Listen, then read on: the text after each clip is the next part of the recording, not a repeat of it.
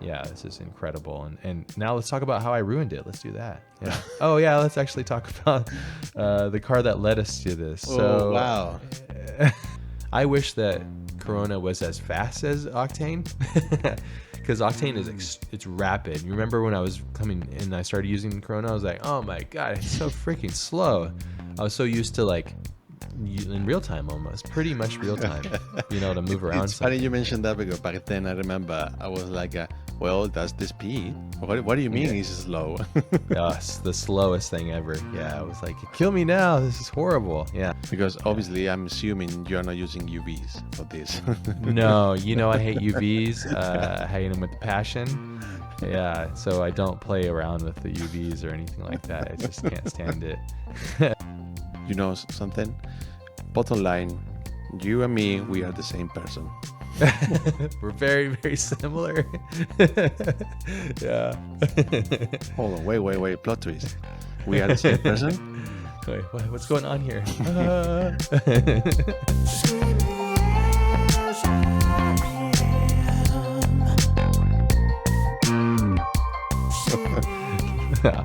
Let's talk about the aileron. All right. Right on the back. There you go. Yeah, damn. There was a part of me that was really regretting this one, because I think there was a lot of struggles with this one. Yeah. In weird ways, and now I look back at it with some cringy feelings. Nice. I love that. That's my redemption episode. So actually, before starting, I wanted to say something about this episode. I was really looking forward to this one particularly. It's another one because I know you were suffering. But also, what we're doing here with the podcast, I love the process, what we're doing, because we are not, maybe people out there is wondering how we both of us work together. And maybe they have the impression like we do this every single day. Just, hey, what about this render? Oh, wow, you render look kind of stupid. Oh, no, what about, oh, stupid, But we're not. We just use this podcast to do this openly, which is really great. We're getting the time for all our thoughts and process and talk through. I think it's something unique. What you see here is just basically what is really happening. And also, we don't do this every single day. So no, it's very rare. Yeah, it's kind of like weird artistic therapy. I think about it. It's like, damn, because it is a struggle. And it's just different levels of struggle. We'll get into it, I'm sure. But I was dreading this. There's this one, and then the Evo. I'm dreading that one as well. There's good memories attached to it, but for the most part, and I'll get into why there's like dread that occurs. But there was I overcame some interesting things that I would love to talk about and hopefully expose some of that to everybody listening to. Because I feel like if you're truly learning anything, like you should be suffering through the process at some degree. Because that's just your mind and body adverse to change and growth. We're naturally, as creatures, we're creatures of habit, creatures of pattern, creatures of comfort. And it's against us to want to push against it. It's like an evolutionary byproduct of us not going beyond ourselves. So mind you, this is just a cognitive evolution.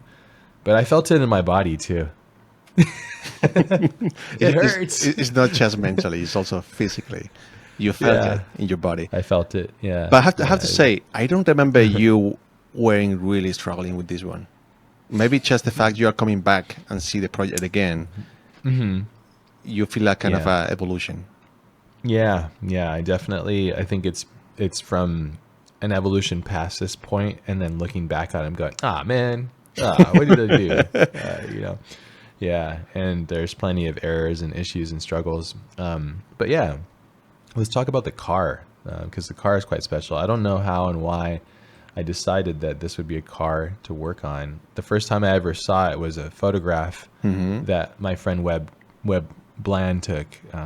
He's a car photographer, and he's a friend of mine. I've known him for a long time, and I'll show you all the photos that he took. But I remember like, wow, what the hell is this? Especially the time it came out. I was like, whoa. 2018, man. Right? Wow. Okay. Yeah. I guess it was 2018. Yeah. So cool. I'll tell you why later, why I remember this really well. But yeah, please keep going. So this is from Webb, this photograph? I don't know. Okay, cool. I thought these photographs are from your friend. Oh, these No. aren't from Webb. No, Webb did the ones that are on the racetrack. There's these ones.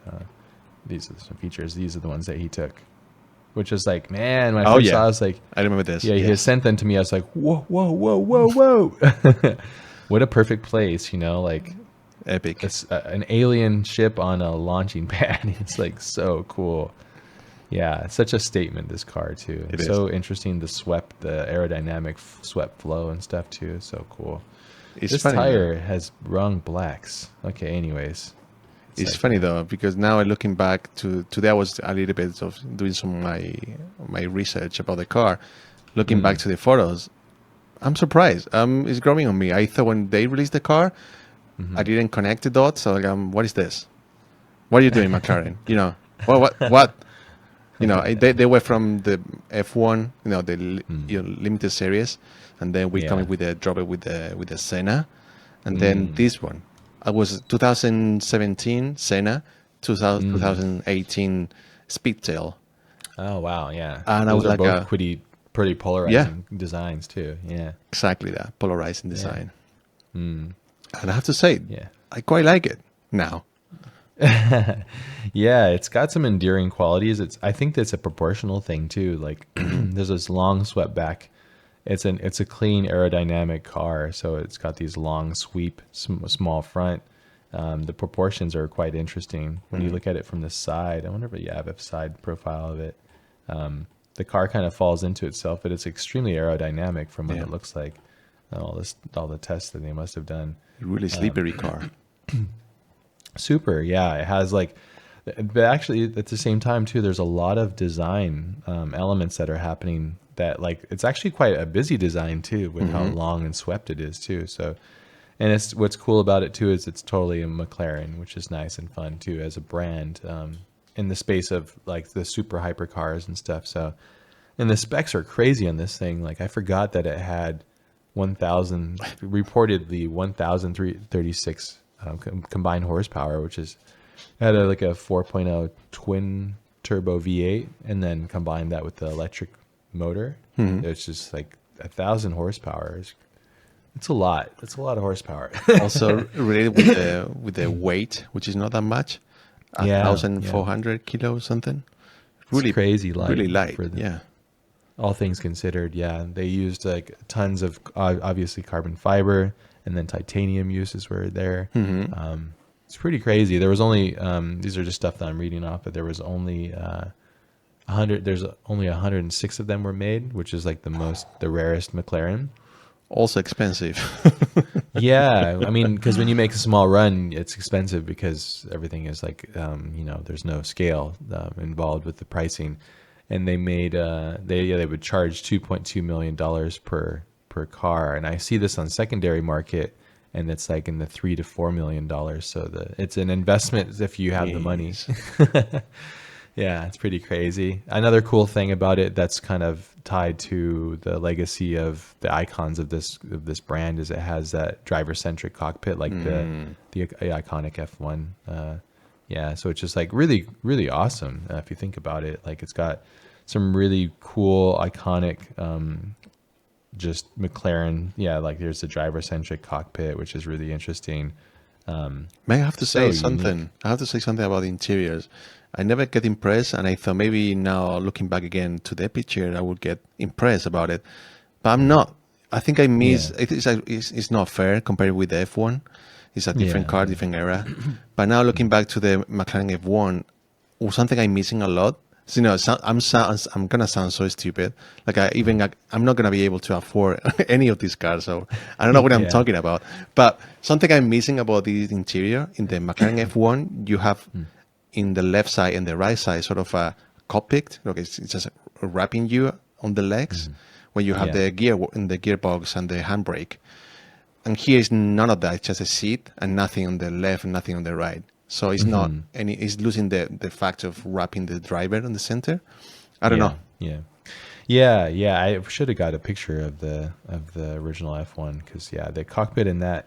I think if you think about it, what that car was such a leap forwards in automotive. Like not only design but just I think there are certain cars in the automotive space. I would say the NSX was one of them that kind of refined what the supercar could be, and I think the F1 really refined what the supercar can be, will be, and basically is. And so it kind of did set the mark. And I think since then there's been so many. I think every auto manufacturer that was in that space stepped up their game because of those cars, and I think it's hard to match that in this current era. I think what this car in my mind did is it did a lot of really interesting things, beautiful things, and it was its own thing, but it didn't do the leap that the F1 did for the space, And I think those leaps only happen every decade or so. They're only allowed to happen every decade, maybe every 20 years or so. That's just because of engineering and manufacturing and where the global economy is, and if people can afford these things, and so on and so forth, So yeah, so many factors. So many factors come to play. It's like, like bands like Nirvana or Rage Against the Machine, like they only come along because of society's like, whatever. And you can't have those kind of bands come in all the time because then it just becomes saturated. So, yeah. It's we should give a shout out to Rob Melville, who we actually know, and he's a super sweet dude, super cool guy, very humble for the things that he's done, super sweet guy, and man. extremely talented. Yeah, imagine penning these lines out, just like wow, so cool. Could you bring back again the front shot? Sure. Damn, that's beautiful. Yeah. That this is really McLaren. The signature is there, coming from the legacy from the McLaren P1. Those strip lines on the headlights and connected with a bumper. Jesus, really cool. Yeah, you can see the nautical theme in their design. Like you can see like if Lamborghini is inspired by the land-based bull, then for McLaren's inspired by aquatic creatures like the shark and the mako shark and the stingray and all these different things. Yeah, totally. Yeah, you can definitely see it in their design ratio, language, and flow. But yeah, you have the P1 iconic P1 lines and the shapes and everything too. So it's funny though. Now looking back, that's why the McLaren 720S is so good as well, because coming from the P1 and the evolution from the Speedtail to the 720S, it's just crazy. Yeah, how everything connected. They all have similar faces. Like they don't change. Their faces don't change a lot. Like they change in their own proportions, but they all have that kind of similar sweep ratio, kind of flow line. I really love this transfer from the main belt line that comes down, so you don't have. And then look at the sitting speed of this car; it's all falling down, going forwards, so it's sitting fast. And then I love this like. This is something that we try to do a lot nowadays, especially, is like having lines that fade to soft to nothing and then are met again. But how cool is that? Like this line, I could totally see Rob like grinning, drawing this, like, oh, yeah, shaboom, and the amount of times to try and find these things. But where that sits, if you put this line a little lower, it would make the top too heavy, but you put a little bit higher and make it too light. So it's like this perfect ratio. There. Yes. Yeah.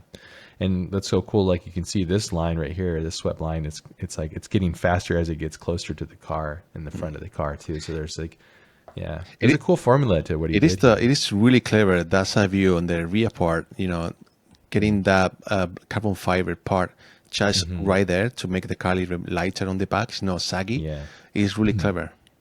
Yeah. Making it carbon too makes it smaller feeling, and also down here too, it like lift up the car. If you just had this all painted, it would look too big. Too so chunky. Like having having these moments that pull in, because I didn't realize it, but when I had the 765 LT, when I was using it for that week, that was crazy. I was looking at all these things and I was like, wow, there's just like channels and tunnels, and like there's so many moments and areas that the air is moving through the body in the car in like such beautiful ways. It really blew my mind. I was like really tripping out by like how it was kind of like when I saw the Valkyrie, the racing spec Valkyrie, I was like, what the heck? But you can just tell they have like, CFD on demand. They're like, oh, let's see where the air goes and let's run simulations and test over it, and test over, it. over and over, and see what is the best. Yeah, and then they do, and you can see here that they're doing a similar thing because that's another thing that the P1, the 765 LT, that all the cars have these like underpinnings of the car that channel air in effective ways, and you can see it here. It's super cool.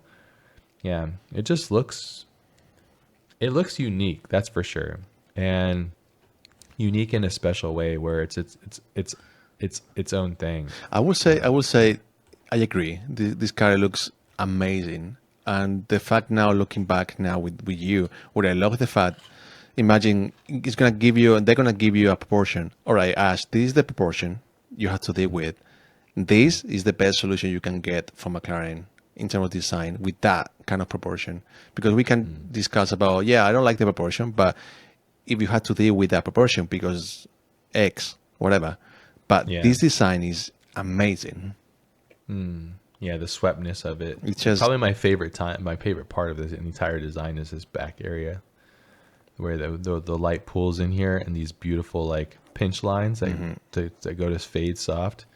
It's like a beautiful illustration. Like obviously this is photoed really well. Like there's multiple photos that are comped together in here and then painted in, so you're seeing all the highlights. But all of these like really hidden panel lines that are going to like soft and hard lines that blend in, like it just feels. It looks like. You remember like the movie The Abyss? Yeah.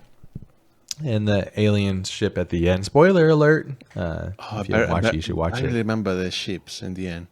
Yeah, I think I fell look back asleep. at the ships. Yeah. Hey, man. That's one of Cameron's icons. But there's some really beautiful like alien design. So the alien design kind of reminds me of some of this. I think that's the thing that makes it so interesting about their design language is it feels like it was designed by another approach. We have, and I think that's because we're used to the language of Lamborghinis and Ferraris and all these different Ferraris. I have to say it properly. I'm sorry, everybody. It has to be said right. You nailed it. So, Ferrari. Ferrari. I'm going to Italy soon, so I got to get my... Get used to it, yeah. Gotta You're get practicing, though. Ferrari. Yeah, I got to do my hands, So, cool. yeah.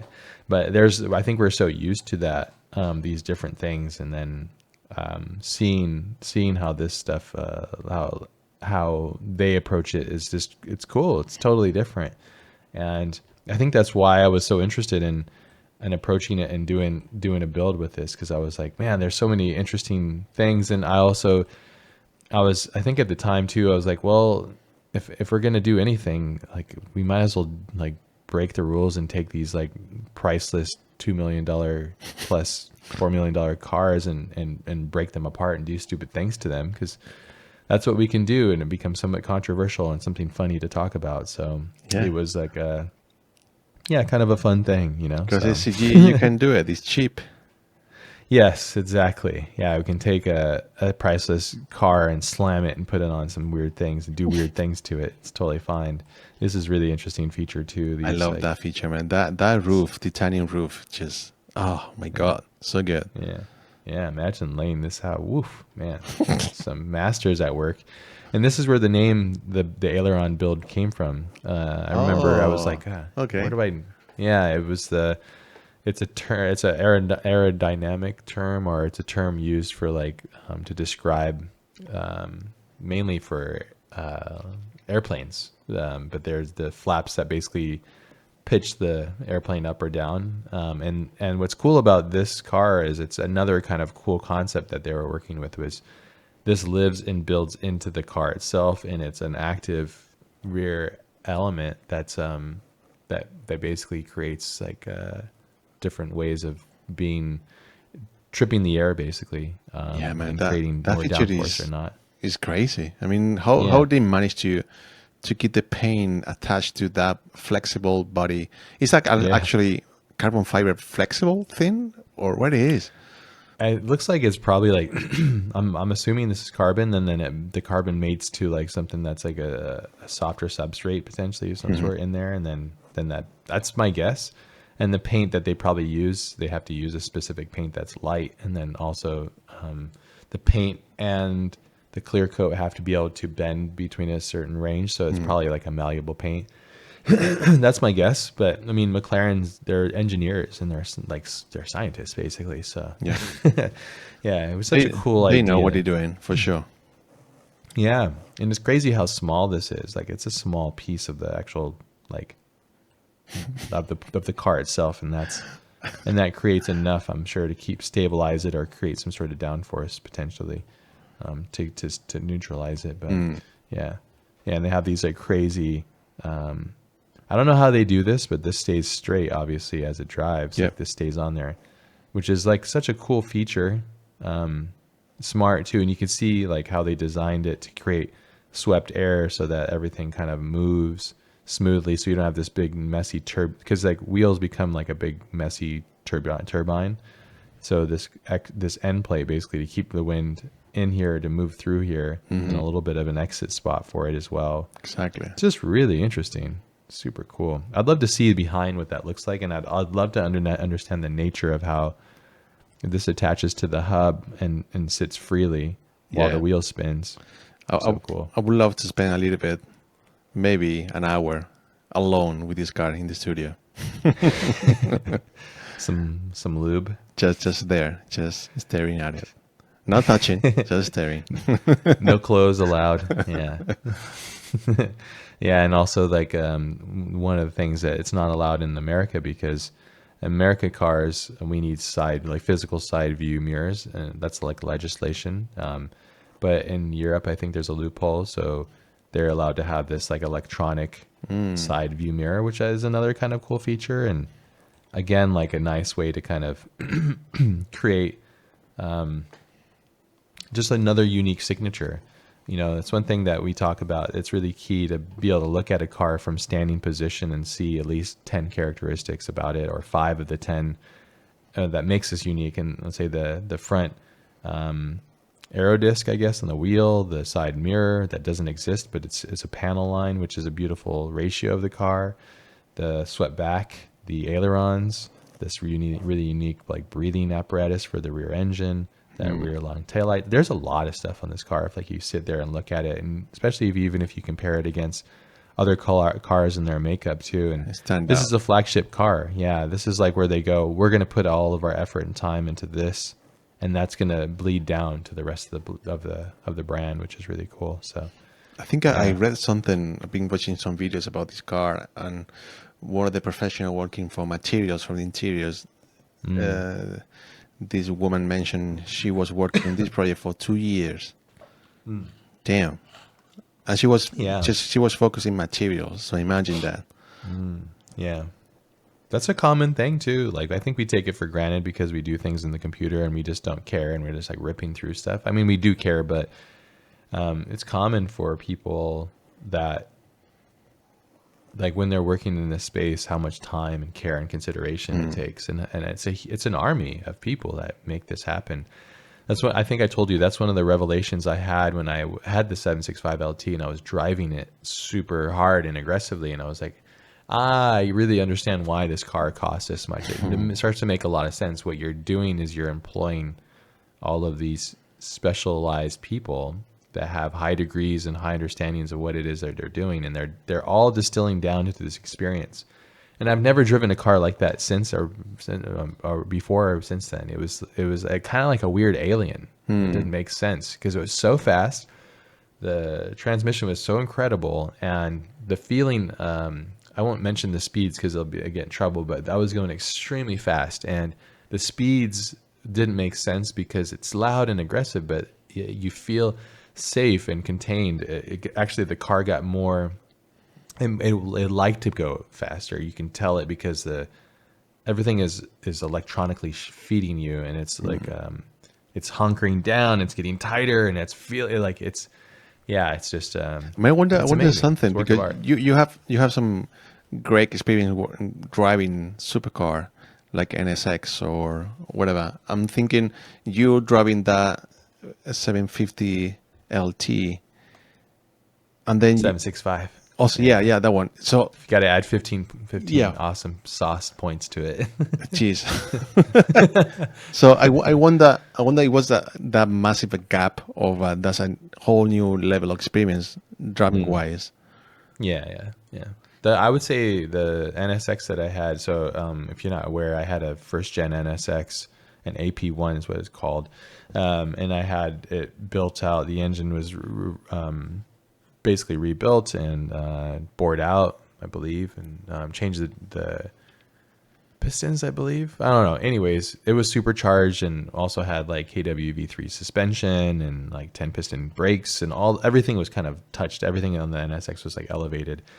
And I would say that car felt like a baby McLaren, or what I was assuming I've never driven F1, but what I'm assuming an F1 kind of felt like, because it was up there, and like, you have to know what you're doing in that car. You're going to throw it into something, or it's sketchy. Also because it's mid-engine, but it's not completely balanced. It's kind of got that Porsche balance, not completely Porsche, like where the engine's completely back there. But so when you're driving a car like that, it's very temperamental. There's a line that you can push, and then once you go past it, you're done. You lose it.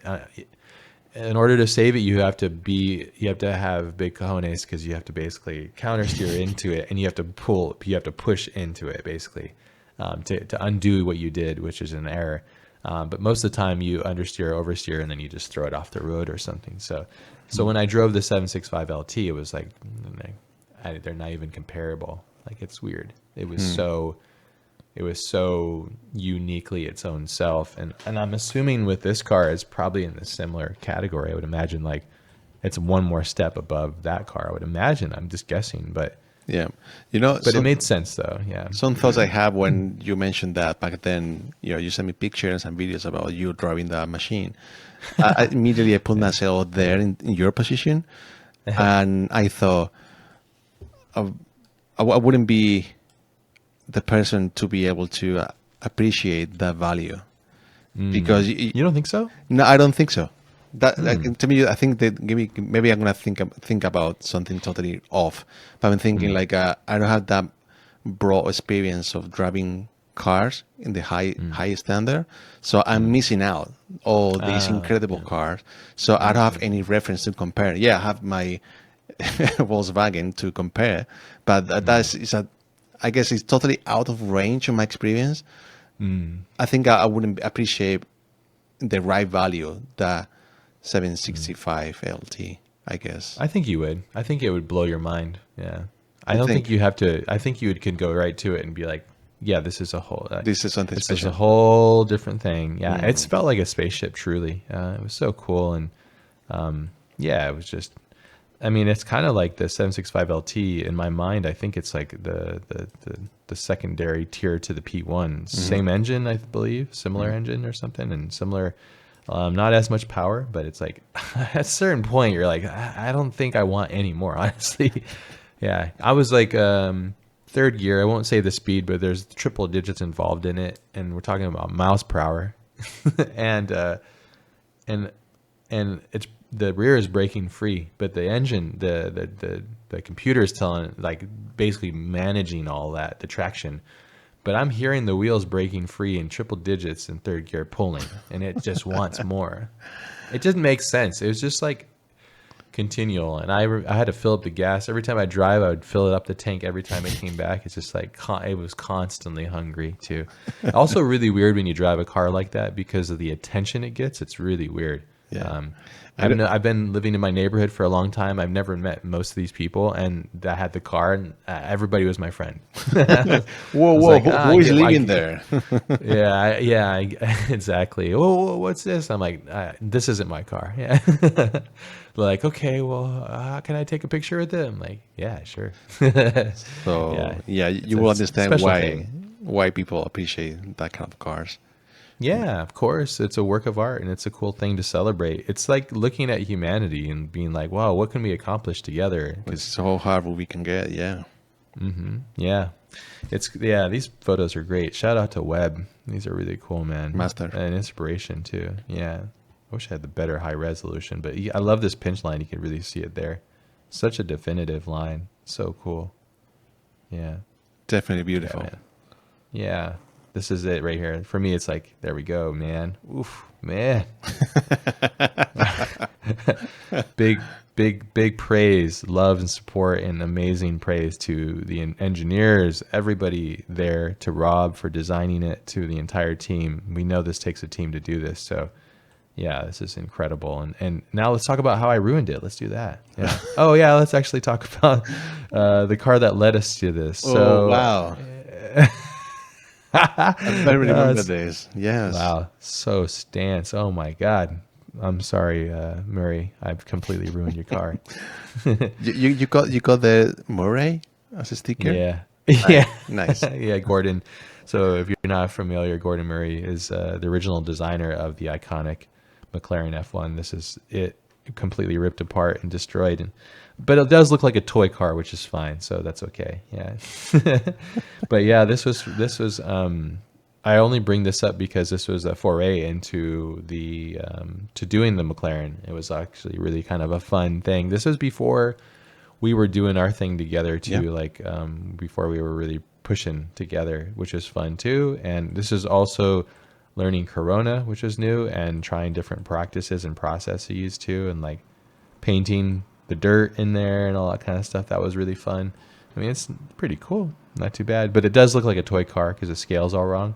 But mainly because of the lighting and then the camera position and all that stuff, which is really tricky. Do you remember when it was your first Corona experience? It was this one? No. No. I think it was the Mustang. It was Mustang? It was the Belladonna. It was like the first edition of the Belladonna. That's when I know I moved to V-Ray for a little bit, and then I just couldn't use 3D Studio Max because it just didn't work for me. And then then I jumped back. And you're like, oh, the Corona, and I'm like, oh my God, Corona is on Cinema 4D. It's game over. So yeah, I think that was that. And I think this was Project Prite pretty quickly after that. Either that or it was after the Terra. Maybe, and then I just did this independently because I had the assets and I wanted to basically go crazy and make something like wild. Yeah, I think it was after the Terra project because I think this is when we were testing all of the different like rendering with dirt and rendering that and then painting it post. So true. Yeah. Now I remember when you get really excited working with Corona. Man. Oh, I can do this. I can do that. Look at this. Look at that. Look at that GI. Oh, jeez, this is good. Yeah. Really excited on the chat. Yeah, I never stopped. I went there and I never stopped since then. Yeah, it's this was before decals too, so I'm using a lot of Photoshop. But I also have the original MHC logo in here embedded into it, so that's kind of cool. Yeah, I don't know what I was doing here. I was just making a big mess, having fun with it. And like the cameras are so bad. It's like super long cameras. The longest lens. 120 or something? 4 billion probably. Yeah. I'm using your tires from your the Stratos, Stratus kit. Yeah. So fun. Yeah, this was a lot of fun. I think obviously there's a huge amount of errors everywhere, but it was really fun. And to talk about where that kind of came from is this was me using Octane, if I remember. Nice. And I had gone really hard with using Octane and Redshift in Cinema 4D for a long time. And I think it worked fantastic for many things that I was able to do. But then I realized when I wanted to make that barrier, I will say, like, working with you, Carlos, has like obviously changed my whole approach. It's helped me like go to different levels, of course. Because when I look back at this work, I was trying my hardest and I was really pushing it, but I was also misunderstanding a lot of things that makes reality possible. Yeah. If that makes sense. And a lot of it's just like using the right lighting techniques. Because even the ones that I was using in Corona, I think were still not good at all. It's just I was still learning. And I was also learning about, like, I've never done studio car photography. So when I'm doing this in here, I'm just trying to think conceptual and having fun and playing with things and thinking. But the scale is all wrong and camera's all wrong and wrong in regards to, like, matching reality. But so I'm going to try to ask you something really tricky, really hard to ask. But I'm pregnant. So yeah, I'm pregnant and it's not you. So sorry. It is you.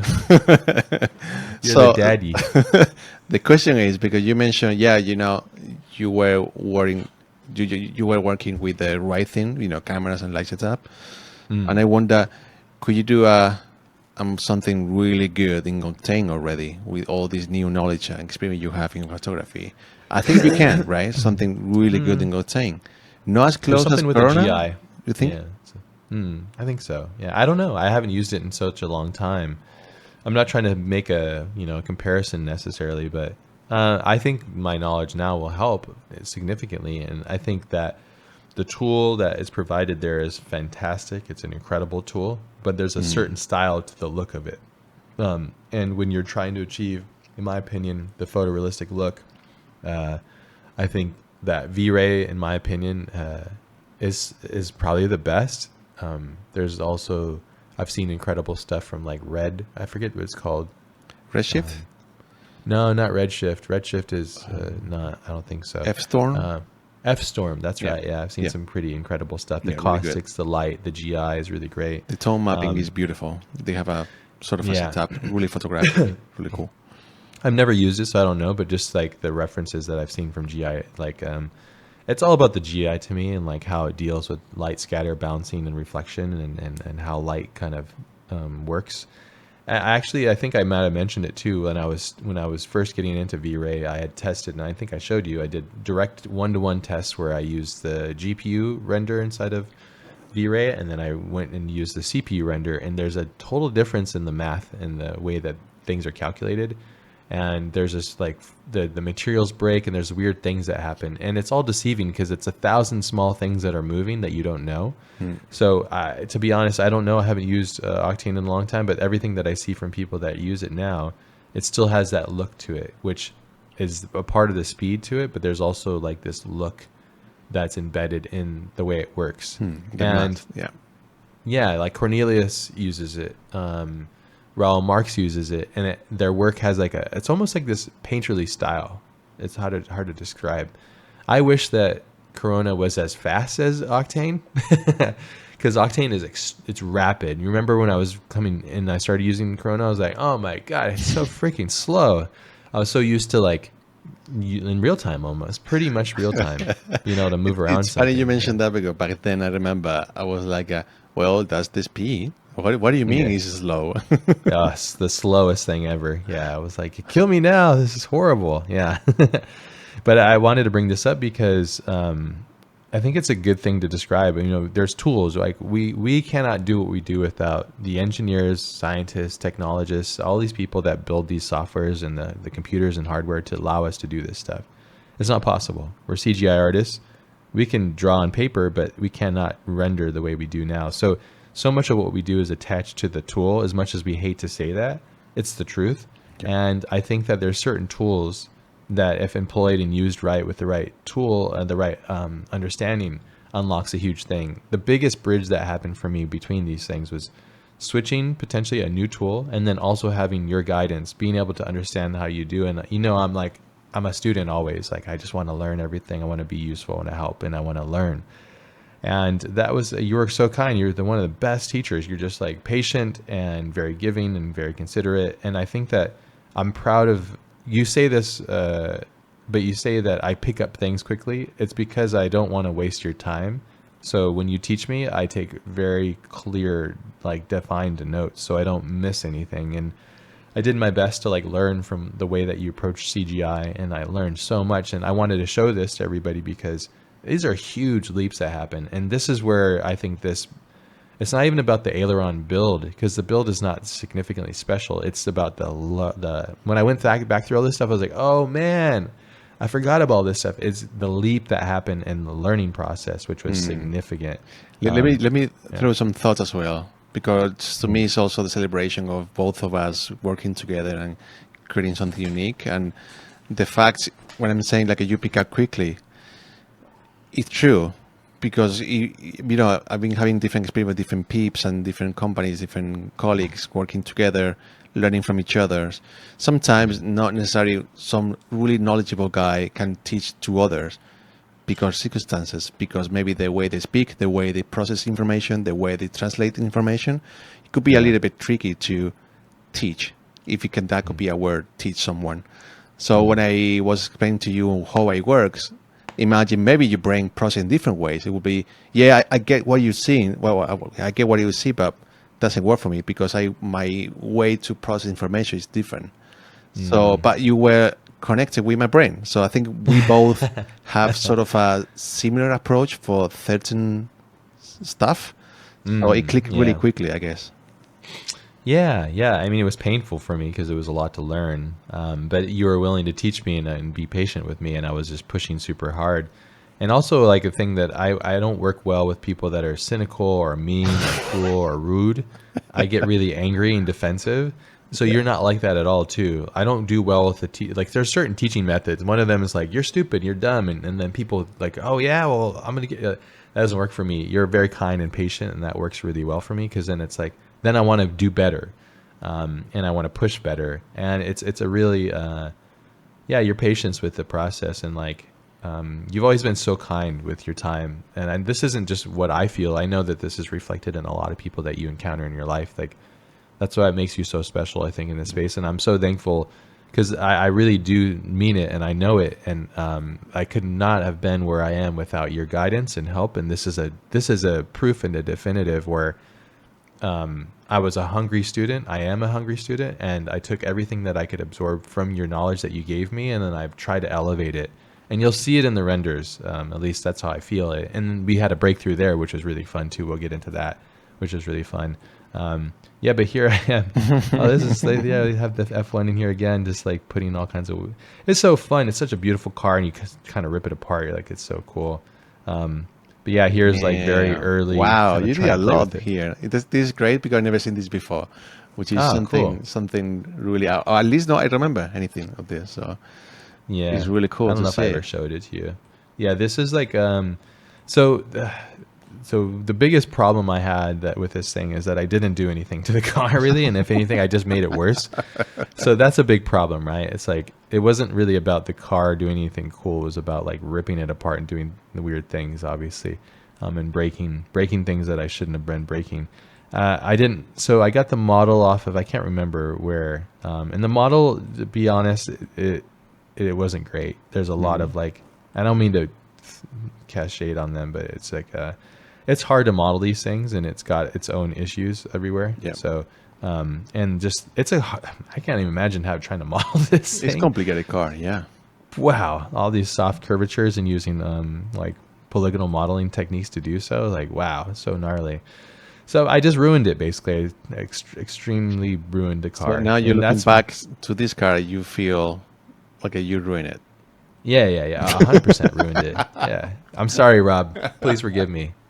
Yeah, I love you honestly. I totally made a fucking mess of this thing. So what I wanted to do was like, and if I could have done this again, which I would do now, which is I wouldn't do these kind of things. I wouldn't do this. I wouldn't break that apart. I wouldn't part of me was like, oh, it's cyberpunk. Yeah, I'll put some like tech stuff in here. Like, yeah, it's cyberpunk.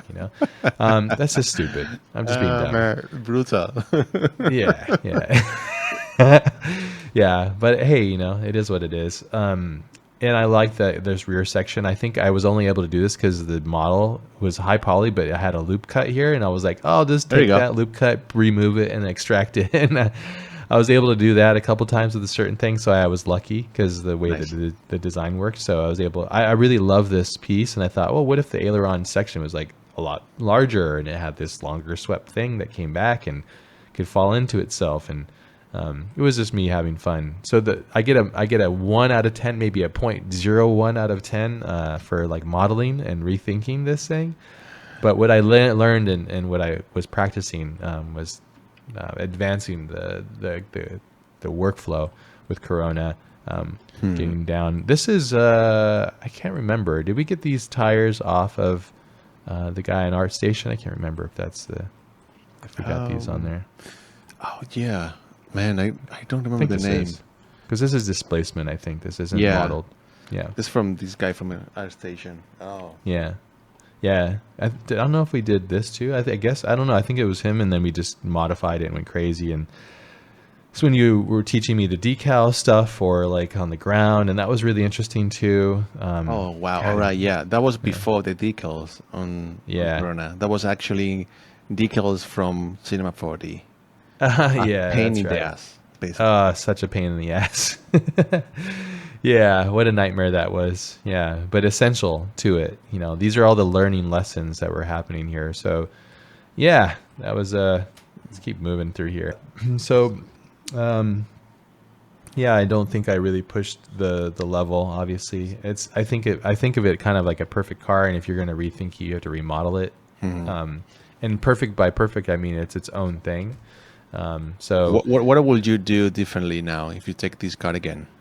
I don't know. I would have to sit there and like rethink the entire thing and like reapproach it. And I would ruin it that way still. So I can tell But, you what I will do. Go on. mm. If you have something, tell me. no, go ahead. What would you do? I will remove the entire back. I will be totally exposed rear. Really exposed rear, the whole thing? I mean, just the black thing, all the black area Ah, of yes, the yes, Speedtail. yeah. No, not that one, not the roof. Oh, Just this back all the part, rear this- bumper. yeah, All the rear yeah. bumper, just Yeah. all exposed. Yeah, it does bring the car down quite a bit, but obviously to control the light or the air. Look at me. What the heck? What the What was that?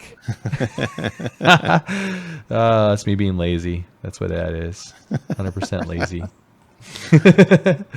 Brutal honesty is coming in. This is where I think the change of thinking happened. I don't know where and how this came about. The shipping.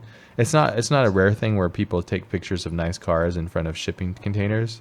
It's kind of like this weird, interesting, conducive thing where special cars that get shipped around the world like this in shipping containers or flying them around.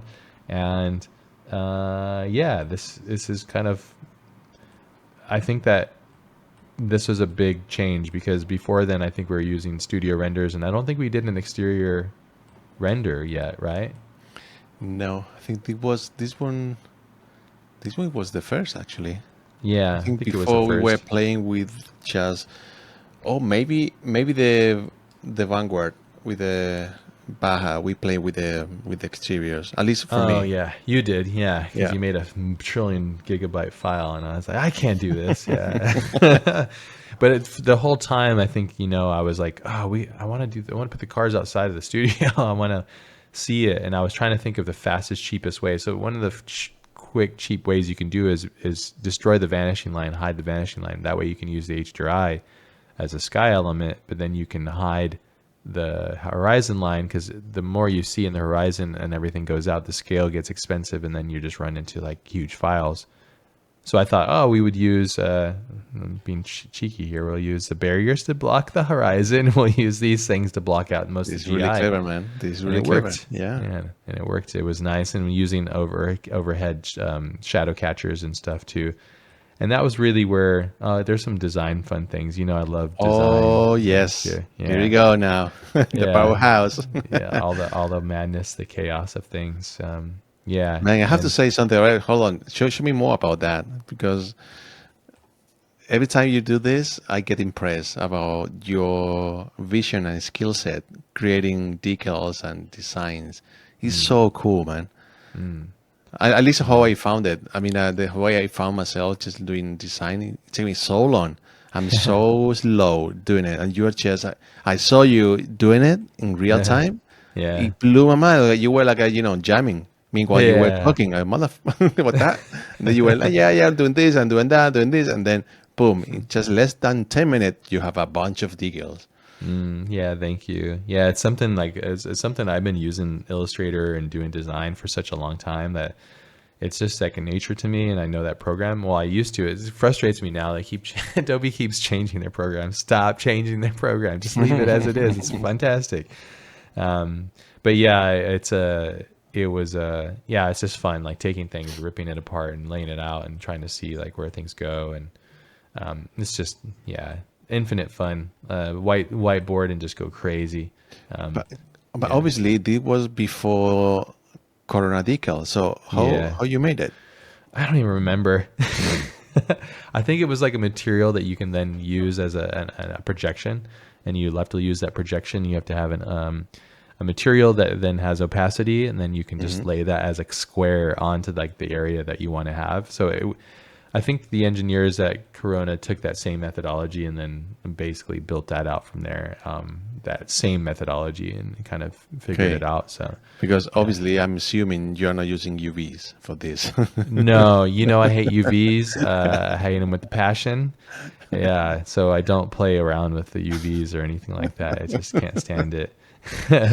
Yeah, I wanted to. This is a way for me to hide behind my shortcomings, which is not modeling, not redesigning things. I did do a lot of FFD stuff. I now look at it here, like I pulled the rear out quite a bit, and this issue and all that kind of stuff. So I did stuff to it, but it was like very subpar stuff to it. I ruined the car basically. Removing this whole rear would be fantastic. I would probably do that. I would sweep these lines together, but it would reduce the aerodynamic slipperiness of it. So I would basically ruin the car. I'd probably make this all open exposed too. So I'd do a dual exposure, and I would leave that whole front like this big open section for the air to go through. That's probably one of the things I would do and then I would just ruining the car. So let's do it. Yeah. Well, actually, we'll get to it when we combined our two cars. Actually, that is actually the best version. We'll talk about that too. But I wanted to mention this because I love doing design and I love like graphics and stuff. And that was like one of the band-aids, the hiding, like the element of hiding my lacking of something, and then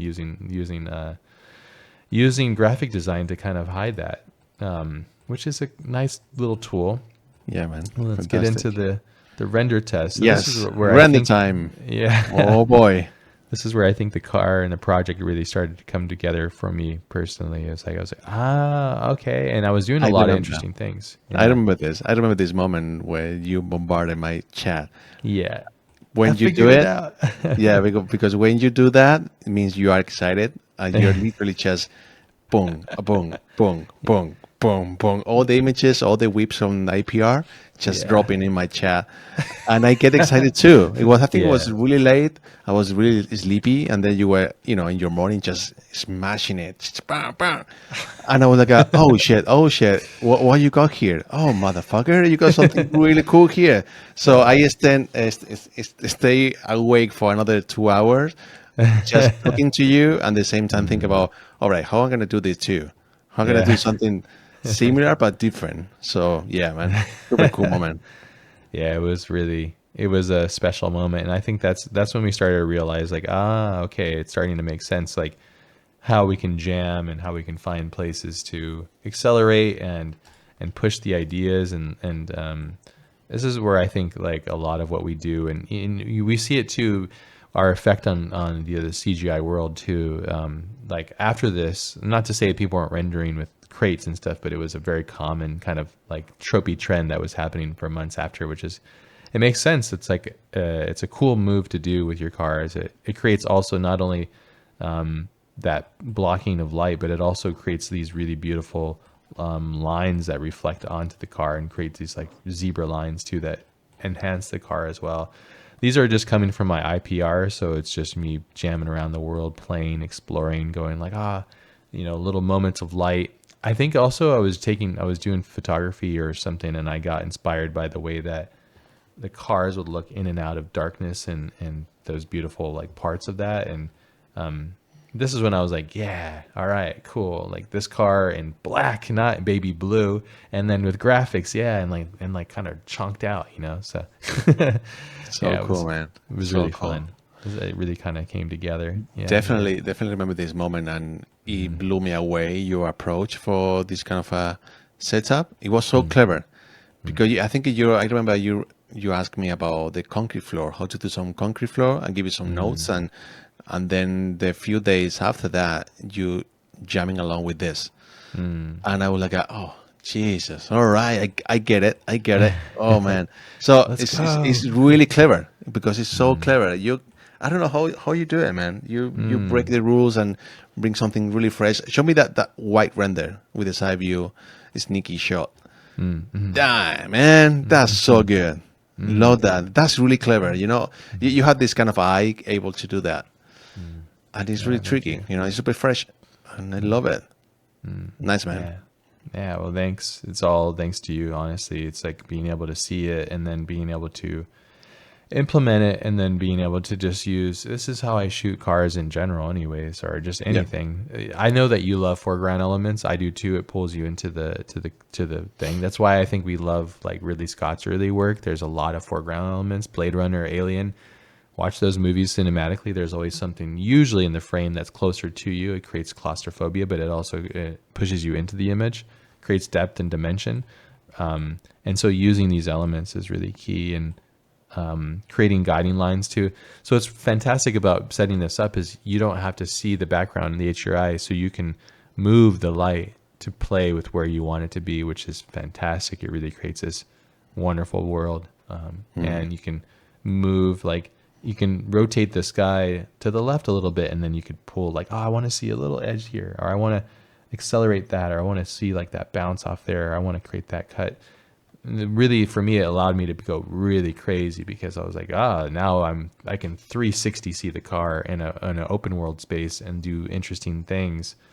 Like, this is the thing I love about Corona, like the way the GI passes and bounces and like does all of this stuff. It feels so like the GI works. Like even this right here, it's like, yes. And I think this is actually, that was another thing I learned too, is like a false bounce, because the GI doesn't always work. So you use another light that's really soft as if it's being bounced in GI, and then you kick that on there.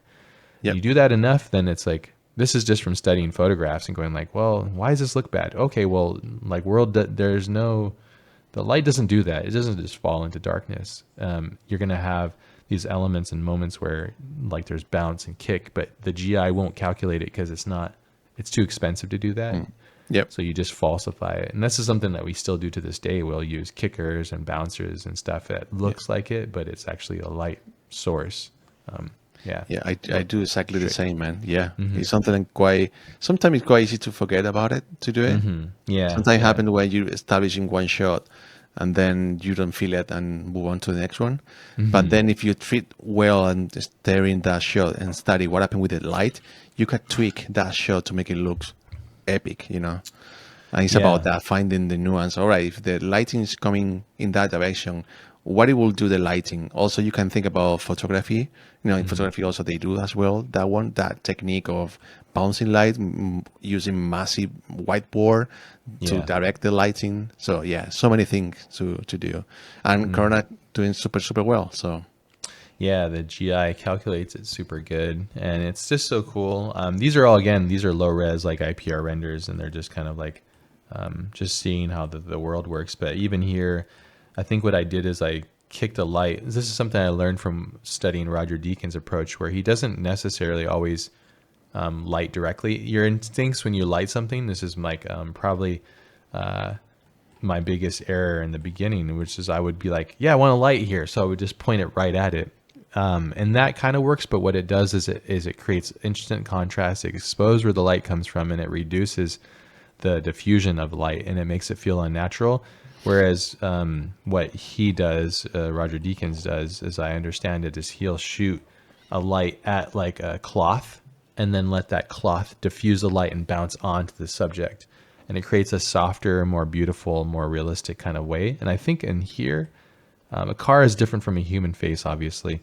But I think I had a light over here and I kicked it against here, either that or this is naturally coming from there, or I kicked a light straight to this and let that bounce and hit off that. I'm also cheating. I'm using matte paint, that's also a nice cheat. So because matte paint hides a lot of stuff, but I also wanted to try gloss, because gloss has like, in Corona again, it's like, man, fantastic. This shot could be the best shot from this series. I'm glad you like that. Yeah, definitely. There's a couple that I like a lot that are different, but I still look at them, I see all the flaws, but these are still like, so when I work, and this is like, I think this is like when I was sending all Carlos like all these things. It was like all at once. Well, what about blue? What about red? What about orange? So it's like, it was just game time and using different elements, and also using like other props and stuff. Ever since I saw Alex Roman's the 6th and the 7th, or I can't remember. Yeah, I just was so blown away. It's still to this day, you can watch it. It's still one of the best CGI things ever made, and it's like it's so old now. It's like 15 years old or something. But his ability to use scale, sense, and depth using different things, it's like, yeah, such a lesson. And I think you can only get there by doing this process, potentially. At least for me, it's like you have to learn and go through the process and learn like how basically fail until you find it. I think the only reason I discovered, or I tried to discover this and tried my best, is because I knew that this is the HDRI. You can see it falls off and then it turns really diffused, and there's a sharpness issue. So your eye instantly goes, oh, it's fake. So the only way to fix this is by putting constraints and then going, well, there's a constraint in this thing. The computer cannot handle, a 500 megapixel, crazy HDRI with ultra resolution. It just breaks. And the only way to fix that is to hide the horizon line. And so you just find solutions if you really want it. And I think that's it, really, truly. There's nothing really much to it other than try to problem solve, But yeah, man, this solution is really good, really clever. Because when you do HRI and put the car in airfields or whatever concrete floor, the car looks kind of odd and kind of a fake because it's not realistic, really. So you need something there around.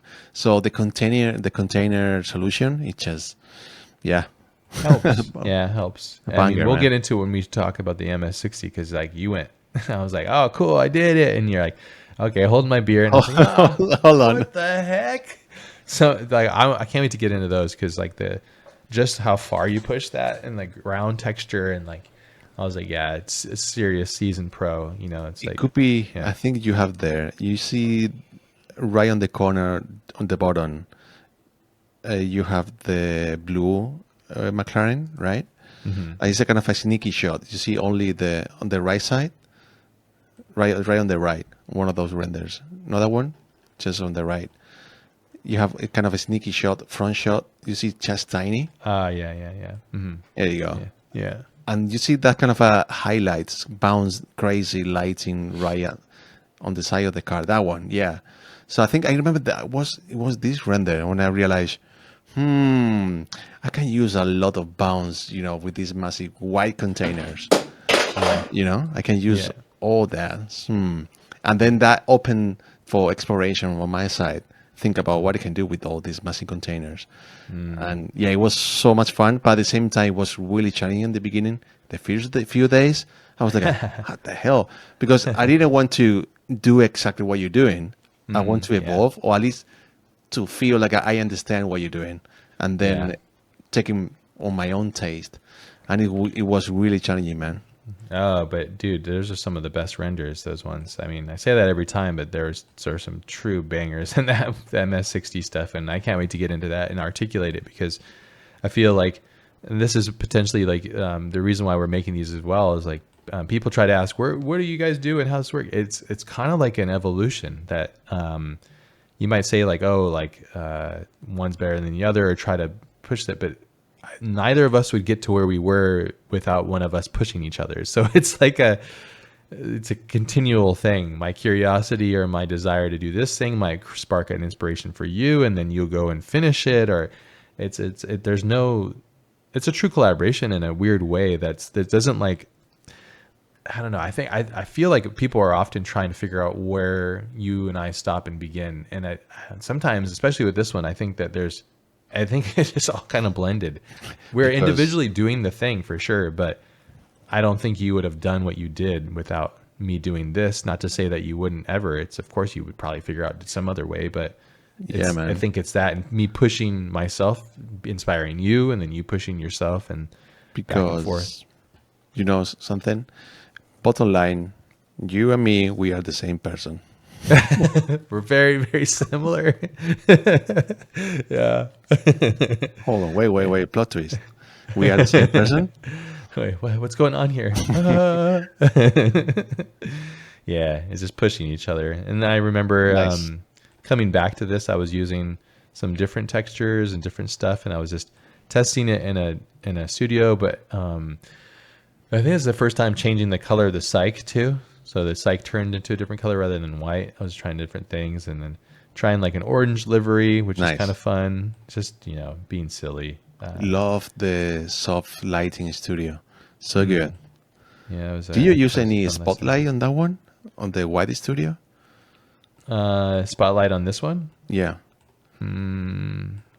I don't think so. I think it seems like a straightforward from top lighting softbox. That's it, right? I think that's it. Yeah, there was no supporting lights in this, I think. Interesting. I mean, yeah, there was some to light the cyc prior, like behind, but everything else was just a big, nice softbox on top.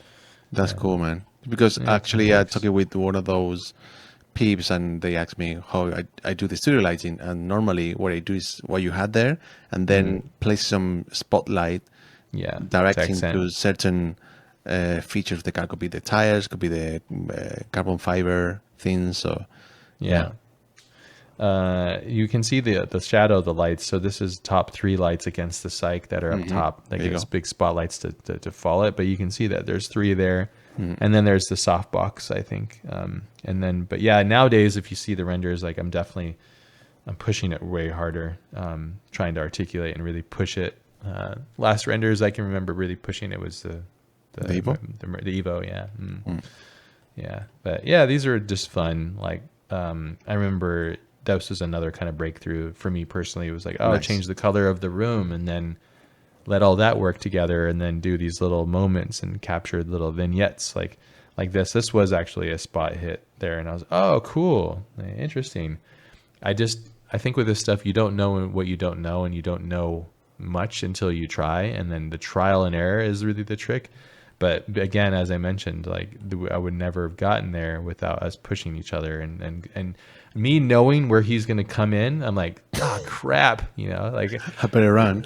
Yeah, I better run. And we had this thing where I would get ambitious and do a thing, and then you would get inspired, and then you would come and close it out. I'm like, fuck, what the fuck? But it's really fun. It's always been a fun journey, and it's even with all the crying and the tears involved. Yeah.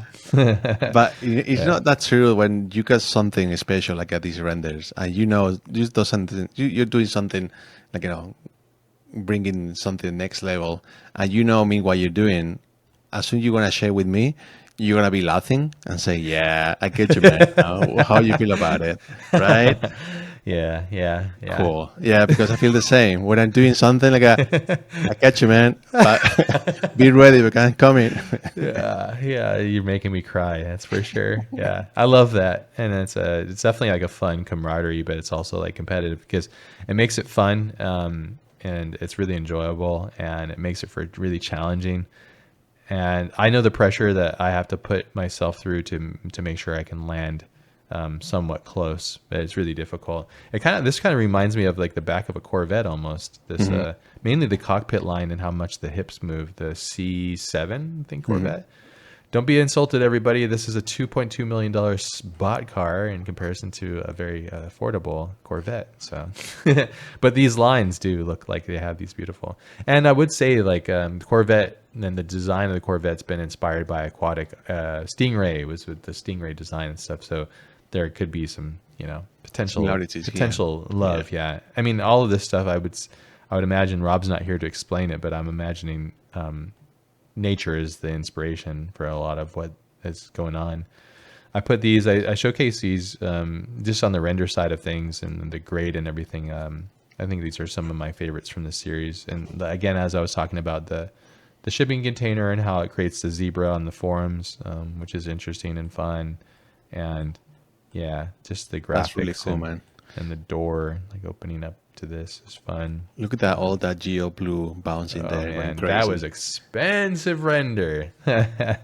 Yeah, and to me, as expensive renders, like it's taking an hour. Man, what the heck? Wait, that's not 3K render? No, this is like a maybe 2K render. 2K render, it's taking an hour to render? Yeah, probably. It's not that bad. Horrible. I can take it. I'll buy it. An hour. No, we must not. If Corona engineers hear that this is okay, they'll never make it faster. We must say this is unacceptable. We want this render real time. Come on, faster. Yeah, faster. Yeah, go faster. Damn it. Yeah, Yeah, I remember like this kind of stuff. Like, oh yeah, put some weeds Oh in there. yeah, Yeah. I remember that the pain of trying to make it work, the bridge, make a scan Oh, bridge with Cinema oh 4D, importing all yeah. those assets. Yeah, it Oh, was poor, tricky. poor Cinema 4D is kind of looked at like in the industry as like this. Oh, that's a cute program, kind of like what Blender was until Blender became like a serious tool. Like, oh, that's really cute. You use Cinema 4D. That's cool. You make some shiny orbs. So the industry just doesn't take that software super seriously, at least in my experience. And so we get features last. And it's like, I remember so many times people are like, oh man, this thing is, and I'm like, that's cool. Cinema 4D 4 years later. Oh, we just put the bridge in it. Dude, no one cares anymore, man. So, yeah. Always late. But yeah, that was a difficult thing, but I wanted to have some weeds in there and stuff too. And it's really when things started to pop off. I was like, yes, dude, yeah. And then it started to make sense. And photographically, I look at these now and I'm like, ugh. But at the time, it was fun. And I'd say like also giving myself this is why I wanted to go out into nature, because I could do crops. This is how I shoot cars naturally anyways. I walk around and I go, oh, this is cool. I actually hate it when I see the whole car in a photograph. When I It's take them, done. I'm like, Yeah. it's there. It always bothers me because I'm like, it removes all the qualities unless it's moving, like the last photos I was showing you that I took at the track, like that's cool because it's in its place, moving, and it's got speed to it. But when you just see a car there, you're like, yeah, okay. Well, yeah. What else? Yeah, That's what else dumb. exactly? Yeah. But crops are my jam. And then here's some yellow and black ones. This was one that was fun. Nice. And yeah, using the kick bounce, like the light. See there too. You see that the light. There's another light behind here. I was like, oh, I can be cheeky and hide it. But this is a huge softbox. Look at the size of this thing. It's like, okay, bro, easy on the softbox size. And this is another lesson too, like just down the road, like learning, like, oh, you can't like just do this. You can't just make things like stupidly large or silly. You have to think about how the world works and in painting things realistically and stuff, which is really the key. Yeah, the model These, falls apart too because it's lacking like extreme detail. But yeah, these combos are really good. Love this. Really photographic. Finding the angles. That's just beautiful. I love all the combination of a long lens and open lens. All the abstraction, place it with the lighting. Look at this shot. It's pure graphical. It looks so good and super clever. You still see the car because you have the clear coat revealing the other side of the room, let's say that, and then you have the direct lighting, and then all the geo is just enough to reveal the windows and all that. Even though you are playing with the, super hot and burn from container, which is really good and give you super clean cut as a graphic design element. It's so cool, man. and the arrow too. Yeah. There you go. Yeah, Yes, nice. there's a zigzag going through here too. Compositionally, I think it's strong, but it still feels like a previs because of lack of detail and things like that. But yeah, it's fun. It was definitely fun. Glad you see that. I mean, I think when you go to extreme light, it's good to play on the extreme contrast of things, and then play with like light and dark and shadow, and using graphical elements to push that forwards, and squinting your eyes and stuff like that. Yeah. Possibly these renders, the top view and the rear three-quarter, could be like when you started to play with long lens. I mean, with the wide open lens, like a Yeah. 28 something. Yeah, I was going a lot wider than I ever do, and because again, if we go back to these photography styles, like I think at the time my favorite lens that I was using with photography was my 70 to 200. I just loved the compression that it made, and so that was my tendency. I was like, well, I'll just shoot like that, but it makes everything look like a toy because you create so much compression at the world scale, the human eye scale. It doesn't make sense. So I think that, I was using some wides there, but this is really when I was like, oh, all right, let's go really wide. The reason why I don't like to go wide in the computer is it's expensive. The more you see, the more expensive it gets. You have to manage more world, and it becomes a problem, obviously, for various reasons. But this world was manageable still. I love all this like Yeah, reflection. it's a low floor. So yeah. Yeah. But yeah, this was probably the time that I was like oh, let's widen it up. Let's get closer. I think it's because I was getting closer to the car and the world was getting smaller that I was able to see it a little bit more. And it comes in hand. This is why I think I'm trying to explain it, and maybe I'm not articulating it well, but the key to learning is trying. The key to learning is failing. The key to learning is observing. Is being able to acknowledge and see what you need to do, but then put yourself in an extreme situation. I say extreme. Mentally, it was extreme for me. It was obviously physically not. I'm just sitting at the computer. But putting all those things together, you get these like leaps and bounds in your understanding of your knowledge, and then you can grow beyond that. And it's really difficult because you can plateau at certain points. You get comfortable, complacent, not push it. Yeah. And it takes a lot of energy and time to do it. Yeah. Even though sometimes you feel like you are plateau, but maybe you are still processing information. So you feel like you are plateau, but you're still learning about it. I don't know. Yeah, true. Yeah, I try, and I try to be very cognizant of like how much I'm learning, how little I am. So I'm always trying to be on the edge of learning, but right in the moment of the pocket of frustration to just barely before I get really upset. Yeah. Right now it's Unreal Engine. There's a lot of growing pains with Unreal Engine, but yeah. You were complaining about Cinema 4D. Here you go. Yeah, exactly. Yeah. But I think if I'm not complaining about the software, and I mean it in the best of ways, like I truly am so thankful, and I'm so thankful for the engineers that build this stuff, but I always want it to be better. And that's the point of a user. As a user, you should be frustrated with the lack of its abilities and the lack of your abilities too, with it too. Yeah, this is fun. Such a cool car. Yeah, that's like some of the cool stuff. And then the last of the key renders. Nice. I think this is, and then we get into the last thing. But yeah, just, I think that I'm showing these a lot more because I'm trying to show that the growth for me in this project came from like open world CGI, developing shaders, then also like learning how to use the program to get the image that's in my mind. When I saw these renders, I was like, yeah, this is exactly what I want. This is what I've been searching for. And I'm finally here. I finally arrived to like, I mean, when this stuff was coming through, I was like, what the heck? Like, come on, dude. Come on, man. This is so cool. I was freaking out, truly. And so it took, this is build number 10. So it took 5 independent builds to get here, 10 total builds. That's a lot. So that possibly could be 5 months of working towards this, right? Working with a new software, new render software, Corona. Yeah. And you get here with this where it was your first time doing full CG environment.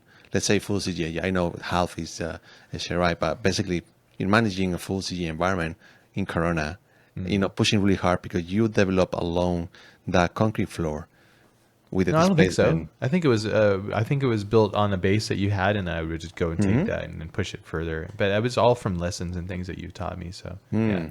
And the key thing is that you are unlocking this truly, like your ability to unlock this and answer the questions that I had, and then like also like when I was willing to explore and fail, you weren't there judging me or telling me what to do. Like you were just there to support, which again is super key. Because if you're there just telling me or insulting me or stuff like that, I'd be like, I'm fucking out of here, like, because I don't like that. And people are like that. And I've had people that taught me like that. And I'm like, oh, this is not the way I communicate. And I think because your ability to communicate with me worked well in my favor of learning, it just, my growth went fucking launched, Yeah. But something to be clear here, I don't want to sound like I give you this and you're doing it. It's not that way, because the way we work and the way we started to work to me was more like hey Carlos, how you do the displacement doesn't work to me, and I show you how I do the displacement. That's it. Oh, Carlos, what should I do with the 4K resolution? Should I use 4K, maybe less resolution? So it's just a small question you were asking, about technical stuff. It's not like I'm doing the floor and then passing to you and you're doing renders. Not like that. In these renders, it was basically a small technical question, like what it could be the proper value for concrete floor. It could be 0.65 or what should I use, you know? Yeah, And so, I and remember then that. I give you some range. Oh, well, depend what you want. And there Yeah. you go. You have your own critic, your own way to do stuff. So all what you see here is just basically you. Just not, I didn't do anything with this. Actually, you got me out of guard. Like, oh shit, this guy. What? Hold on.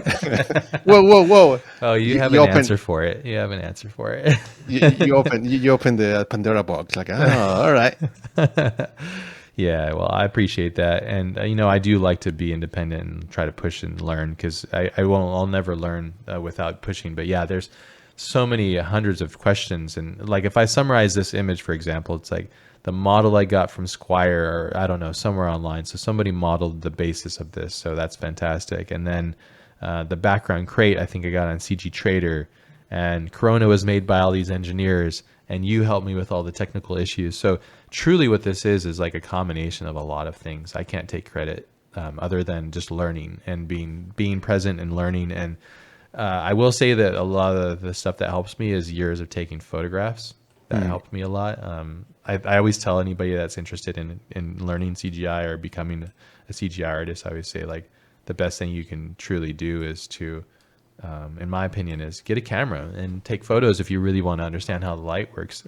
Carlos, you're kind of a rare breed where you don't have a camera and you don't do photography that much. You used to, but you still have this understanding and this grasp of like how photography works and how it plays. And every time I take photos of cars, though, I learn so much. My God, I'm like, oh my God, look how different this is. Like it's crazy. It's such a lesson. I have to say something. It's true that I don't have a camera because I get rid of the camera when I was 23. I stopped it because You're now 75. You haven't been shooting. what? It's been 52 years you haven't used a camera. He's so long already. We don't know because he always hides his baldness. Yeah, he's ashamed of his baldness. Yeah. One of these Sorry, you're saying- episodes, one of the episodes, I'm going to show my baldness. I'm going to be really proud. My 57 years old baldness. 75. 75, sorry. Yeah, why don't you use the camera anymore? I think lacking on control because I want to change everything. Everything. Yeah. Everything. The last time it was, I think actually it was in UK with one of my friends, and we were shooting the car festival, and the guy was putting the Porsche right in front of a massive hangar, and it was quite cool because the car, it was Riathicora. I was just taking photos, and it get bored immediately. Just 5 minutes after, that's it. All right, cool. What should I do now? That's so funny. So I wanted to change everything. I want to bounce lighting. I want to do maybe different position of the car. I want to different background. I want to different decals. I want everything different. I don't want this. I don't want this photo. I don't like it. All right, move on. Sounds like Benedict is like that, right? The automotive photographer that does those beautiful studio renders, like of cars. Sounds like that's what you are, but without the budget and patience. Yeah, Yeah, man. And it's true. I think something's there, and maybe because I think the car is not the actual target I like for photography. I think, for example, what you do is more something like I will be leaned toward to photography, more abstract, more exploration of lighting, all that. Not the subject of characters or cars. Photography is not for me in that way. CGI it is because different rules here, you know. Sure, I can see that. Yeah, I love photography just for that sake of like being present in the moment and the abstraction that occurs if you're willing to see it. And it's like, man. Like I was showing you those last set of photos. I was like, man, the cars wrapped in plastic, those kind of things, or even the Porsche out at the track, just seeing the light. It's like, oh man. And then when I see it, to me, it's like, how can I achieve this spontaneity inside the computer, and capture those moments where it's just you're just there and you're present. You're present with this incredible machine, this design, this thing. But definitely, photography to me, it means the act of be present. Otherwise, it doesn't work. So that's why, for me, maybe it's the period of time after 57 years old, man, I am.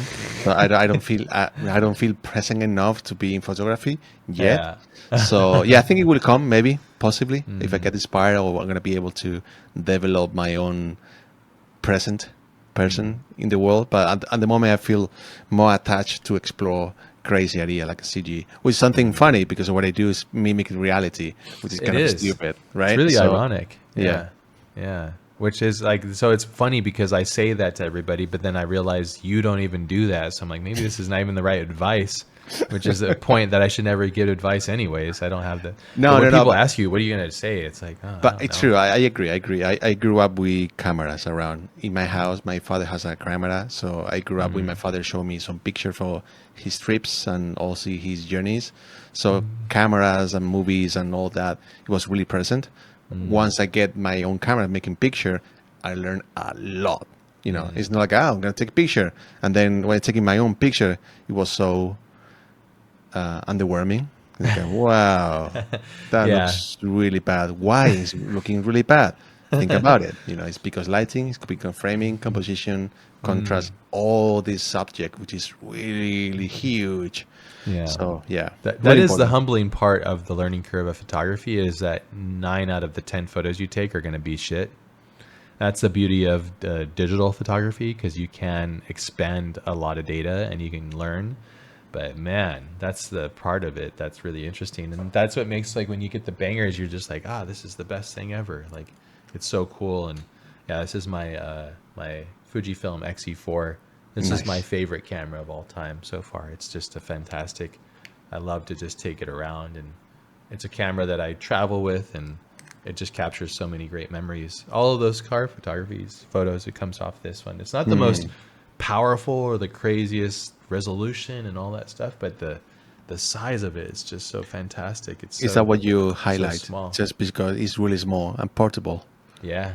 And I have like extra stuff attached to it too. So like it's but the portrait nature of it is it's just the small size of it and being able to hide it and be Being convenient. spontaneous.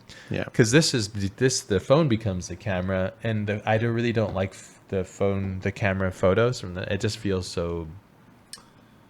It's missing the essence of a place, and I know this is a whole segue, but photography for me, that camera is so wonderful because it's almost the size of the phone. It's obviously a little bit thicker, but it's almost the size, the footprint of the phone if you think about it. So yeah, it's got its own thing for sure.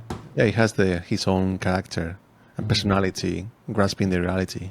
Yeah, I feel like Fuji as a company. I've shot with Canon and Sony and Lumix, and I've tried a lot of different brands. I feel like Fuji understands the soul of photography, and they give that back to the photographer. They remove the tool and make it more accessible. And also, there's like so many cool things. I build my own recipes and the looks of things. So I would shoot a lot of JPEGs that just had baked in looks, just similar to like.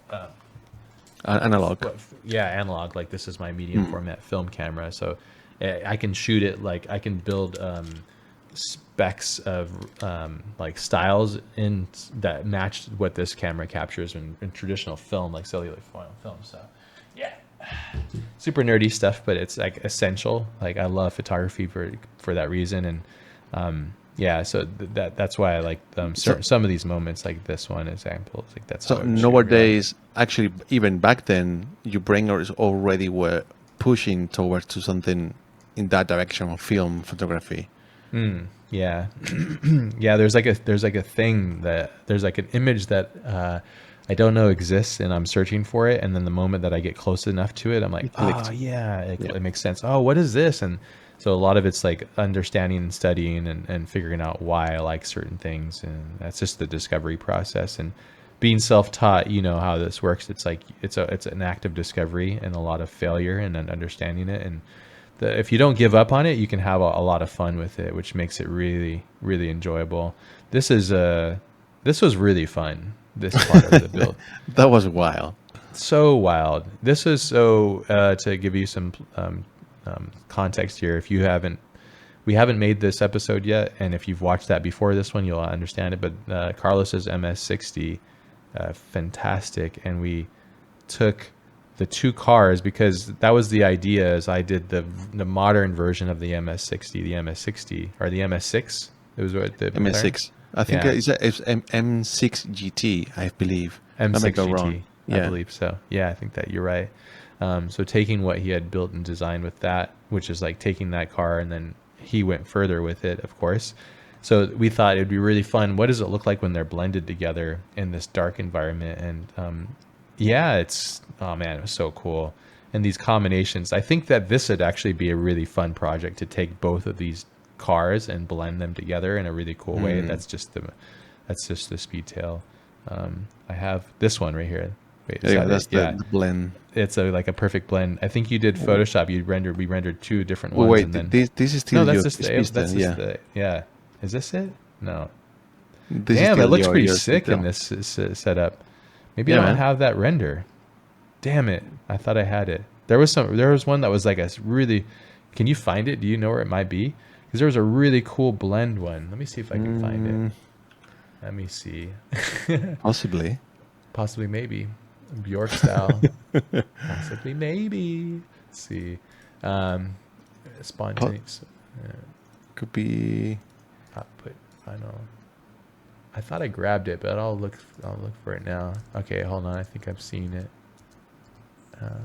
There's that one. Oh, I guess not. Because I remember there was like these paintovers that you did that were really cool. They didn't have the blend of the both of them. Yeah. I think I saw him. Is it in the MS-60 stuff? Could be that. Yeah. Sorry, everybody. This No is worries, actually worth it to show him. Yeah. Because it was so cool, like seeing the two cars blended together. But actually, it's kind of cool. For some reason, when I was looking at it from afar, I was like, I thought that this was the blend, but this is definitely not the blend image. Let me see if you have it in your MS-61. But yeah, it was so fun. I can't wait to do the MS-60. That one, so cool. Damn. Okay, yeah. No. Yeah, I guess not. I love these renders too. These ones that you did. I'm not showing everybody because I'm going to ruin it for that episode. High secret. Yeah, weird. I thought we had the blend. I don't know where those went. Well, and anyways, everybody, you'll have to use your imagination because it was so cool. Maybe in my episode I can find it. Yeah, that'd be great because those were really cool. Because I don't know how it came. I was like, we should put in a dark environment, or you were like, let's put in a dark environment, just asphalt with like a nice softbox, and yeah, that was really cool. Could really see the car in a cool way here too. This is at the end. I think this is towards the end of it. Matte black paint, one beautiful light source, a black abstract environment. I mean, I love that render, man. The side view, the side one? the tire. Yeah. You have an affinity for these shots because I've done it a couple times and I hate them, but you love them, so Really? I do them. Yeah, I hate it. What I like is the second bounce and revealing the details underneath, you know. Mm-hmm. And that is Yeah. really cool. It's a kind of a happy accident when it happened with that super strong lighting coming from the above and is revealing the car in only one simple dramatic light. It's so good. That's true. Yeah, there's a render of the Belladonna's rear wheel that has the same thing, and you love that one. And I'm always like, oh, interesting. Yeah, I'm a dramatic guy.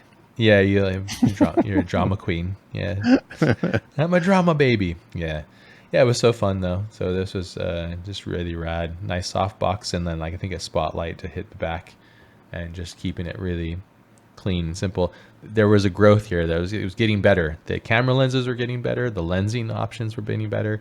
Light I was understanding light. I was understanding Corona. I was understanding where it broke and where it worked, and then we were working together. And then we have this. Hopefully for the MS-60, we'll be able to find this because the blend between there, the painting of the blend was like, oh my god, this is the coolest car ever. Yeah, So it was quite a cool experiment because basically the idea is just the same camera, same environment, same lighting. So basically we can brush it out and mask it out in Photoshop, revealing part where we want. Yeah. So on my side was so much fun. All right, I'm going to use just the tail, the Speedtail. Maybe I'm going to use just the cabin, maybe just the wheels. It was so much fun. So many combination with the same car. So good. Yeah. So it much must fun. be in like the MS-60 file and the Photoshop file or something. It's got to be in there somewhere. For sure. But yeah. And this is cool. I actually, looking at this render, I'm like, yeah, it's cool. Like, it's cool. It's perfectly, I don't know. Like, You can go to bed. yeah, I can go to sleep with a little bit of tears on the pillow. just a little bit of tears, but yeah, like I love how it falls off and the lensing feels right and it feels good and the world feels cool and it has enough depth to it. And I yeah, guess and this and project black. meant a lot for us. I guess so much going on here, and we learn so much from each other, and we push so much each other. So Yeah. I guess that's why we published this together in Behance. That's right. That was like one of the first times. So I know like you're really particular and about what works is on your Behance. It's like a special place, and I totally respect that. And so I think this is the first time you had the Brawler. That was one Yep. that you had posted up, and then after that, I think there was no MHC stuff. No, there was the Vanguard. I think right. You posted the The Vanguard. Vanguard, yeah, it Yeah, was the Vanguard. Brawler, Yeah, Vanguard, and then the McLaren, which is one that I think it was a joint post, I guess, right? yeah, So it was combining. Yeah. collaboration. Yeah, post. Yeah.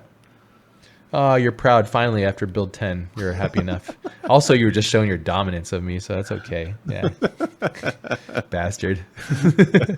Nice play, man. Yeah. But yeah, this was like probably I think this was one of the first times where we were having a lot of fun and being able to just share the work together and be proud of it, which is really cool. I'm going to see on I don't think it's in Behance. The mix. the blend. No. Damn it. Yeah.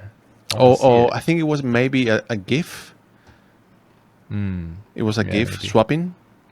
Yeah, you could see all the renders. Yeah, damn.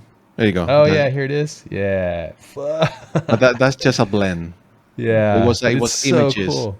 Oh yeah, damn. Okay, yeah, we have to get this out for the MS60. I thought I had them, but I was late and I thought I grabbed them all. But yeah, this was fun.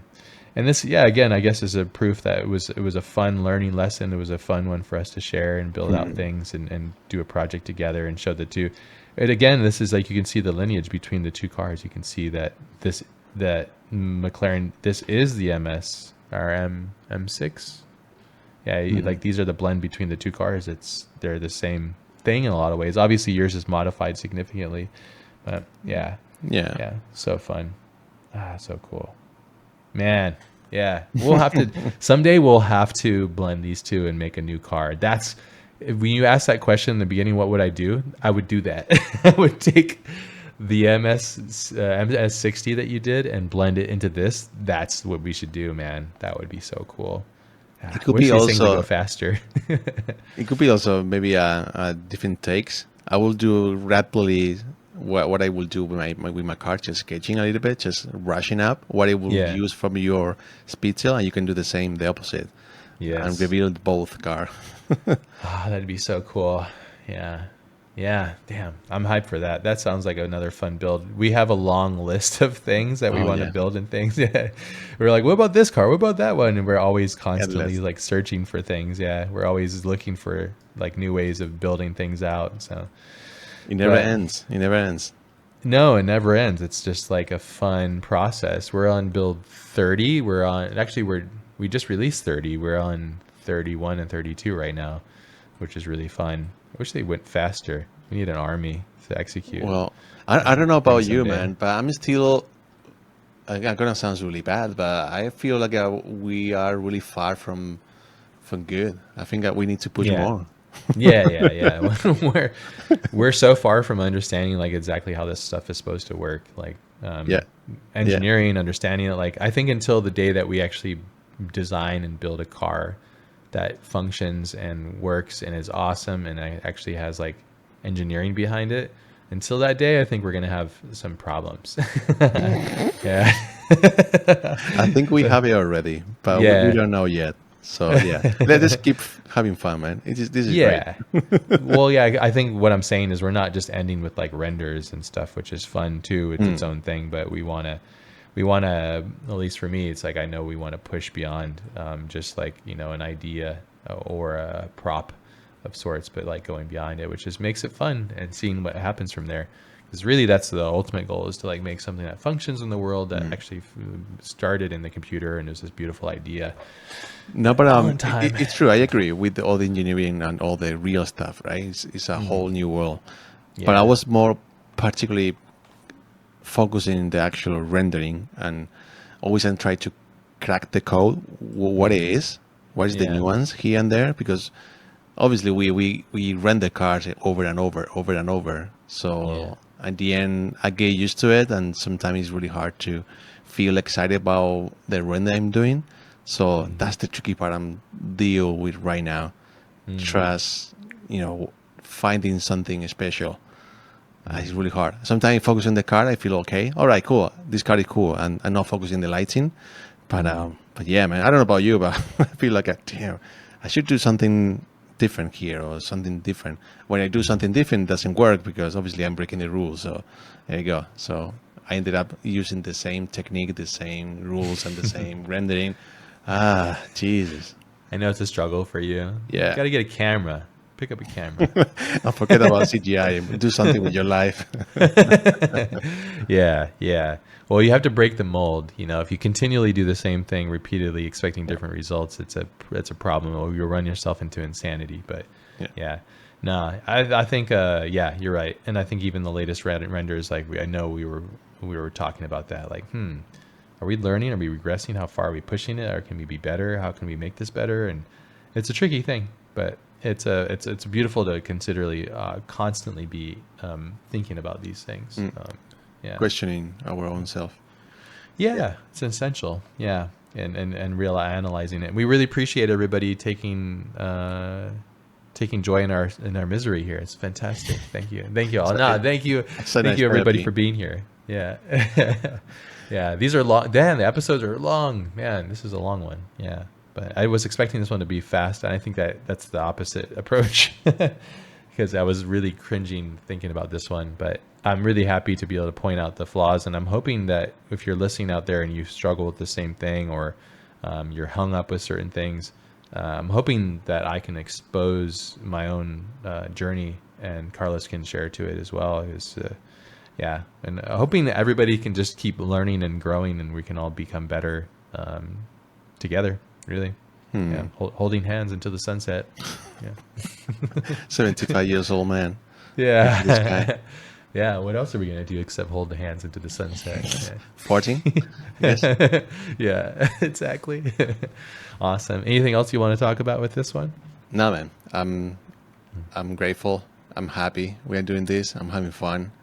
And I'm looking forward to show you what I did to my M60.